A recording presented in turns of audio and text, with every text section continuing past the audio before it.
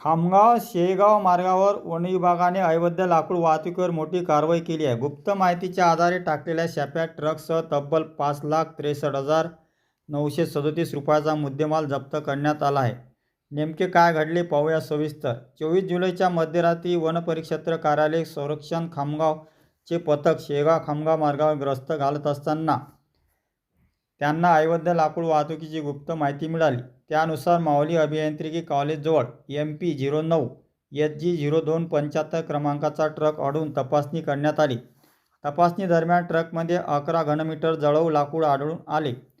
Truck चालक मोहम्मद मोहसिन मोहम्मद यासीन वय 32 राहणार शिंदीपुरा बुरहानपूर MP याच्याकडे वाहतुकीचा कोणताही वैध परवाना नसल्याचे वन विभागाच्या निर्देशनास आले।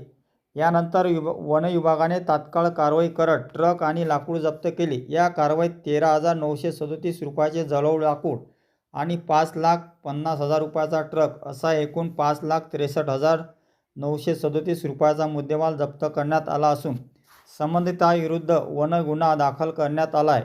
ही कारवाई उपवनसंरक्षक जमीर शेख, विभागीय वन अधिकारी दक्षता कमलेश पाटील, सहाय्यक वन संरक्षक वैभव काकडे यांच्या मार्गदर्शनाखाली वन विभागाच्या पथकाने केली।